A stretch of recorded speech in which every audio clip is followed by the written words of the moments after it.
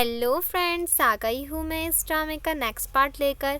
Hope you like it and let's begin the explanation. Starting में हम song Shao को देखते हैं जो कि अपने टीचर को अपॉलॉजी लेटर जो भी है उसने उस दिन जिस दिन वो खिड़की से कूदी थी वो सबमिट कराने आती है। टीचर भी उसे समझाते हुए कहते हैं कि इसे लिखवाने के पीछे मेरी कोई भी बैड इंटेंशन नहीं थी, मैं तो बस इतना ही चाहता था कि तुम अपनी गलती रियलाइज़ करो। सॉन्ग शाओ धीरे से कहती है, मैंने गलत तो कुछ नहीं किया। तो टीचर को उसकी बात सुनाई दे जाती है। वो चिल्ला कर कहता है, तुम अभी तक नहीं सुधरी, तुम्हारा एक कैसा एटीट्यूड है, तुम भी इस नकारा की ही तरह बनती जा रही हो। तभी वो उसे उसी का लिखा अपॉलॉजी लेटर पढ़ने को बोलते हैं। वो फिर पढ़ने लगती है जहाँ लेटर में दूर दूर तक मुझे माफ़ कर देने की बात तो आती ही नहीं है। उसने तो उसमें अपने क्लासमेट की भर भर की शिकायत की होती है कि वो अपने क्लासमेट को बहुत ज़्यादा बुली करता है। वो तो फिर उसे कड़ी पनिशमेंट देने को भी सर को बोल देती है। टीचर लेटर सुन के बहुत ज़्यादा भड़क जाते हैं कि इसने माफ़ी की बात तो कभी की ही नहीं है और अपने क्लासमेट की भर भर के बुराई कर दी है। तो उसी समय वो उसको डांटने लग जाता है। तो ली शुई सॉन्ग शाओ का सपोर्ट करते हुए कहता है कि उसने पुलिस के खिलाफ खड़े उठकर अच्छा काम तो किया है, और वो तो क्लैपिंग भी करने लग जाता है। टीचर को बहुत ज़्यादा गुस्सा आ जाता है तो वो उन दोनों को पनिशमेंट दे देते हैं कि तुम दोनों कॉरिडोर में खड़े हो जाओ। वही ली शुई तो वहाँ जाकर भी सॉन्ग शाओ की बहुत ज़्यादा तारीफ़ें कर रहा होता है कि मैं तो तुम्हें क्यूट सोचा था, पर तुम तो बहुत ज़्यादा ब्रेव हो। वही सॉन्ग शाओ तो अभी भी क्लास में होने वाली बुलिंग की ही बात कर रही होती है। फिर कहती है, अभी मैंने कुछ नहीं किया। तो वो फाइनल ईयर में भी अपने डेस्कमेट को स्कूल से ड्रॉप के लिए फोर्स करने लगेगा। तो ली शुई कंफ्यूज होकर कहता है कि पर इस स्कूल में तो सबसे सीनियर क्लास में मैं हूँ, तुम्हें ये पहले से कैसे पता? तो वो कहती है, क्योंकि मैं फ्यूचर से आई हूँ। लिन शुई इस बात को मजाक ही समझता है और बाद में उसे अपने अड्डे पर आइस पहुंचाने को कहता है। बाद में उन दोनों को साथ में देखकर श्वेंग को बहुत ज़्यादा जेलसी होती है। वो स्टाफ रूम में जाता है और फिर टीचर को कुछ कह के सॉन्ग शाओ को वहाँ से छुड़ा लेता है। बाद में सॉन्ग शाओ कहती है कि प्लीज़ मेरे लिए रुको ना, और जब वो नहीं रुकता वो अपने पैर मुड़ने को कहकर उसे रोक लेती है और फिर स्माइल करते हुए उससे पूछती है, वैसे तुमने टीचर को ऐसा क्या बोला कि वो मान गए मुझे छोड़ने के लिए? तो शू यांग कहता है कि मैंने बस इतना कहा कि जोंग शाओ की मैथ बहुत ख़राब है और अगर उसने क्लास अटेंड नहीं की तो वो फिर से फेल हो जाएगी। जोंग शाओ का इस पर मुँह बन जाता है। फिर वह स्माइल करके कहती है, मुझे पता है तुमने ये फिर मुझे प्रोटेक्ट करने के लिए कहा होगा। फिर वह दोनों वहाँ से चले जाते हैं।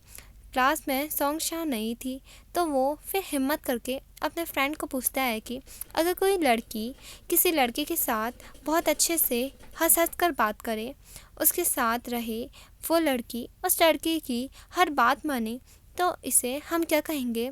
तो उसका फ्रेंड कहता है, इसका तो एक ही मतलब है कि जो लड़की है वो उस लड़की के प्यार में पड़ चुके हैं। शू यांग टेंशन में पड़ जाता है क्योंकि वो उस समय जोंग शाओ की बात कर रहा होता है। तो पहले मैं आपको क्लियर कर दूं कि शीलिन ने जोंग शाओ को एक वीक के लिए लिटिल ब्रदर बनने को क्यों कहा। वो इस वजह से जिससे वो उससे अपने छोटे मोटे काम करवा सके। बैक टू स्टोरी, उसका फ्रेंड उसके मज़े लेते हुए कहता है, वैसे वो लड़की कौन है? वो भी उसे इग्नोर करके फिर आगे बढ़ जाता है। घर आकर भी उसे इसी बात की टेंशन होती है कि जोंग शाओ शीलिन को पसंद तो नहीं करती है। तभी वो देखता है कि जोंग शाओ बाहर जा रही होती है। शुएंग के पूछने पर वो बताती है कि शीलिन नीचे है तो मैं उससे मिलने जा रही हूँ। इस पर शुयांग का मुंह खुला रह जाता है और वो कहता है कि वो यहाँ तक आ गया। जोंग शाओ शीलिन से कहती है फिर कि तुम इतनी रात यहाँ क्यों आए हो? तो शीलिन उसे एक डिश की फरमाइश कर देता है कि मेरे लिए कल ब्रेकफास्ट में से बना लाना। जोंग शाओ फिर कहती है, हाँ हाँ बना लाऊंगी। तो फिर जाने लगता है। जोंग शाओ उसे रोकती है कि इतनी रात में बस तुम इतना ही कहने आए थे, और बोलती है जल्दी जल्दी बताओ क्या बात थी। फिर वो उसे एक ड्रिंक पीने को देता है। जोंग शाओ बहुत ज़्यादा खुश हो जाती है कि यही तो मेरा फेवरेट है, और शीलिन भी स्माइल करके वहाँ से चले जाता है। यही सारा नज़ारा ऊपर से शुयांग भी देख रहा होता है। उसे ये सब देख कर बहुत ज़्यादा जेलसी होती है। क्लास में भी जोंग शाओ शीलिन को उसका ब्रेकफास्ट देने जाती है। शुयांग का दोस्त कहता है, तो मैंने लगता कि आजकल शीलिन और शुयांग बहुत ज़्यादा क्लोज आ गए हैं। अच्छा, कल तुम जिस लड़की की बात कर रहे थे वो जोंगशाओ है ना, जो तुम्हारे नई शीलिन के ज़्यादा करीब है। ये बोलना ही था, शुयांग उसे गुस्से से देखने लग जाता है। वो फिर अपनी सीट चेंज कर लेता है। स्कूल में पीटी टीचर फिजिकल टेस्ट ले रहे होते हैं, जहाँ सबसे ज़्यादा सिटअप्स शीलिन ने मारे होते हैं और सेकंड हाईएस्ट शुयांग ने। तो शुयांग भी टीचर से कहता है कि सर, मैंने पहले अच्छा परफॉर्म नहीं किया, क्या मैं फिर से टेस्ट दे सकता हूँ? तो शीलिन भी कहाँ कम हो था, वो भी कहता है सर, मैं भी दोबारा करना चाहता हूँ। दोनों तो उस वक्त फुल फॉर्म में ही होते हैं एक दूसरे को हराने के लिए। जोंगशाओ बड़ी एक्साइटेड होती है। तब इसे टर्प से स्टार्ट हो जाता है। कभी शुयांग ज़्यादा मारता है तो कभी शीलिन। जब जब जोंगशाओ कहती है कि ये ज़्यादा मार रहा है तो दूसरा चिढ़कर उसे ज़्यादा मारने लगता था। सारे बच्चे उन दोनों के लिए चेयर करने लगते हैं। तभी शुयांग का फ्रेंड कहता है, इन्हें देखकर मुझे ऐसा लग रहा है जैसे जोंगशाओ का करंट बॉयफ्रेंड और एक्स बॉयफ्रेंड सीक्रेटली एक दूसरे से कम्पीट कर रहे हैं। जोंगशाओ ये सुनकर उसे मारने लगती है कि क्या बकवास कर रहे हो। वहीं उन दोनों ने तो न्यू रिकॉर्ड ही बना दिया होता है। शुयांग जब उन दोनों को साथ में देखता है तो उसको बहुत ज़्यादा चिढ़ हो जाती है और फिर बाद में शीलिन जोंगशाओ से बोलता है कि मैंने एक चीज़ डिसाइड किया है, तुम्हें मैं अपने काम नहीं करवाऊंगा, बस तुम्हें मेरी एक रिक्वेस्ट माननी पड़ेगी। तो जोंगशाओ कहती है कि वो क्या है? तो वो कहता है, मुझे एक लड़की से डेट करना है, पर मेरे पास कोई डेटिंग एक्सपीरियंस नहीं है। क्या तुम एक दिन के लिए मेरे साथ डेट पर चलोगी? मुझे बस जानना है कि डेट पर होता क्या है। कल अम्यूज़मेंट पार्क में एक इवेंट होने वाला है, क्या वहाँ चले? कैसा रहेगा? तो जोंगशाओ कहती है कि तुमने अभी कहा है कि तुम मुझे डेट पर ले जाना चाहते हो और फिर तुम मुझसे काम नहीं करवाओगे, तुम सीरियस हो ना? तो वो भी हाँ कर देता है। फिर जोंगशाओ भी इसके लिए मान जाती है। शुयांग फिर उसे आवाज़ लगाता है तो वो उसके पास आ जाती है और बोलती है कि शीलिन के तो मसल में बहुत ज़्यादा पेन हो रहा था, तुम्हारे भी हो रहा है? तो वो मना कर देता है, पर पीछे देखते हैं तो उसको बहुत ज़्यादा पेन हो रहा था। उसके सामने तो वो माचो बन रहा था सिर्फ। नेक्स्ट सीन में जोंगशाओ ड्रेस सिलेक्ट कर रही होती है पार्क में जाने के लिए। तो शुयांग पूछता है कि क्या तुम कल कहीं जा रही हो? तो वो उसे हाँ करती है और बोलती है कि ये स्कर्ट अच्छी है ना? तो शुयांग भी तारीफ़ कर देता है कि हाँ, बहुत अच्छी है। तभी वो पूछता है कि वैसे तुम किसके साथ जा रही हो? जोंगशाओ कहती है शीलिन। इस बार शुयांग को झटका लग जाता है। जोंगशाओ कहती है कि कभी तुम भी चलो ना हमारे साथ। तो वो कहता है नहीं, मुझे एक बुक पढ़नी है और उस स्कर्ट को जेलसी में अगली कहकर वहाँ से चले जाता है। जोंगशाओ कहती है कि अब इसको क्या हुआ, पहले तो ये अच्छी है कह रहा था। तो वो दूसरी ड्रेस पिक कर लेती है। डेट पर शीलिन अजीब सी ड्रेस पहन के आया होता है लड़कियों को और कहता है कि लड़कियों को ये ड्रेस तो कितनी अच्छी लगती है, देखो ना मेरा लॉकेट कितना कूल लग रहा है ना। और जोंगशाओ सोचने लगती है कि किस नमूने के साथ फंस गई मैं। तो वो वहाँ से मुंह बनाकर अंदर चले जाती है। शीलिन फिर अपना लॉकेट अंदर करता है और बोलता है कि मुझे पहले पता कर लेना चाहिए था कि कपड़े कैसे पहनता है, और उसके पीछे अंदर चले जाता है। वह ये सोच कर कि वो दोनों साथ में कितना ज़्यादा फन कर रहे होंगे। शुयांग को पढ़ाई में मन ही नहीं लगता और वो भी पार्क उन पर नज़र रखने के लिए पहुंच जाता है। तभी वहाँ मिंगरैन आ जाती है। वो पूछती है कि तुम यहाँ कैसे? तो शुयांग बहाना बनाने लगता है। तो वो खुद ही कहती है कि यहाँ सेकंड हैंड बुक्स लेने आए हो ना? तो वो भी हाँ हाँ कर देता है। मिंगरैन कहती है कि चलो हम साथ में चलते हैं। शुयांग के पास भी कोई ऑप्शन नहीं होता तो वो मान जाता है और उसके साथ चले जाता है अंदर। तभी उन दोनों को जोंगशाओ और शीलिन दिखते हैं। शुयांग उन दोनों को साथ देखकर बहुत ज़्यादा सैड हो जाता है। आग में घी डालते हुए मिंगरैन कहने लगती है, मैंने सुना था कि जोंगशाओ ने एडमिट कर लिया है कि वो शीलिन की गर्लफ्रेंड है। मुझे नहीं पता था कि ये बात सच होगी। शुयांग तो ये सुनकर और सैड हो जाता है। तभी जोंगशाओ भी उन दोनों को साथ में देख लेती है और उनके पास आकर कहती है, तुम यहाँ कैसे? और मिंगरैन के साथ उसे देखकर वो बहुत ज़्यादा जेलस होती है और वो गुस्से से कहती है, तुम तो कह रहे थे कि तुम बुक पढ़नी है तुम्हें। तो मिंगरैन कहती है, तभी हम यहाँ सेकंड हैंड बुक लेने आए हैं। फिर वो शुयांग से पूछती है कि तुम्हें इनके साथ जाना है? तो वो मना कर देता है कि अभी जोंगशाओ का मूड नहीं है पढ़ने का। जोंग शाओ तो उसे ही देखे रह जाती है। वो दोनों फिर वहाँ से चले जाते हैं।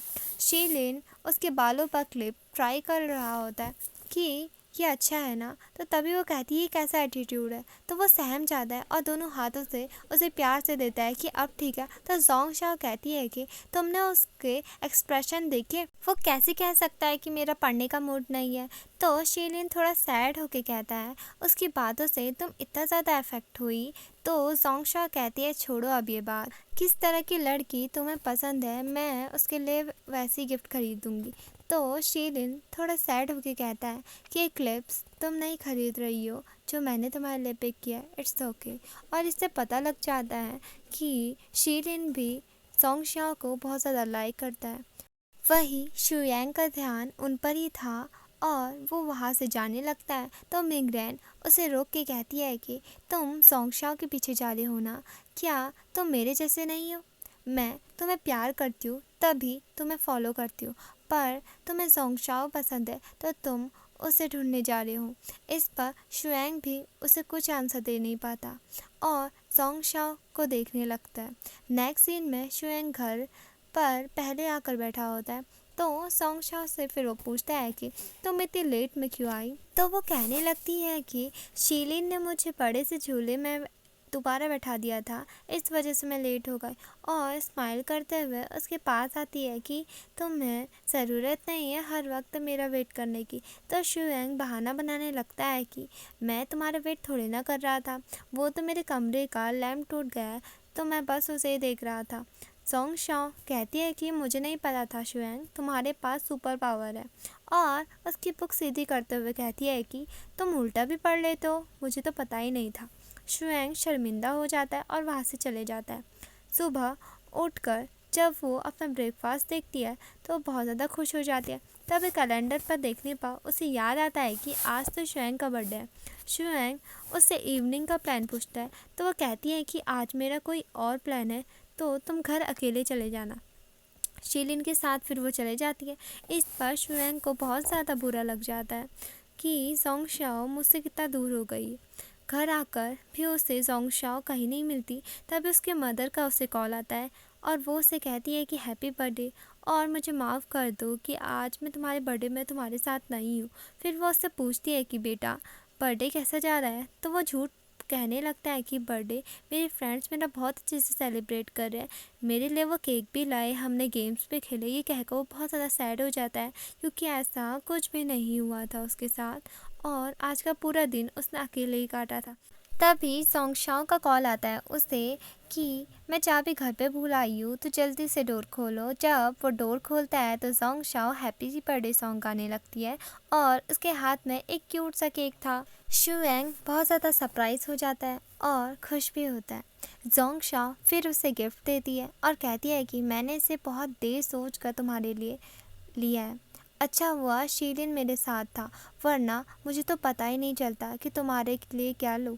तो शुयांग कहता है मतलब तुम डेट पे नहीं गई थी। तो जोंग शाओ कहती है कौन सी डेट, अगर मुझे तुम्हारे लिए गिफ्ट ना लेना होता तो मैं इतने रात तक गायब ही क्यों रहती, तुम्हें तो पता ही है ना मैं कितनी लेज़ी हूँ। इस पर शुयांग को बहुत ज़्यादा अच्छा लगता है और फिर वो पूछती है कि गिफ्ट कैसा लगा तुम्हें। तो वो कहता है कि बहुत अच्छा लगा और जोंग शाओ भी बहुत ज़्यादा खुश हो जाती है। फिर वो अपनी बर्थडे विश मांगता है और रात में भी वो अपना गिफ्ट पकड़कर बहुत ज़्यादा खुश होता है क्योंकि पहले किसी ने भी कभी भी उसका बर्थडे नहीं मनाया था, वो हर बर्थडे पे अकेला था। पर फर्स्ट टाइम जोंग शाओ ने उसे बर्थडे विश किया और उसका बर्थडे मनाया, साथ में गिफ्ट पे दिया। ये उसकी लाइफ का सबसे स्पेशल डे था।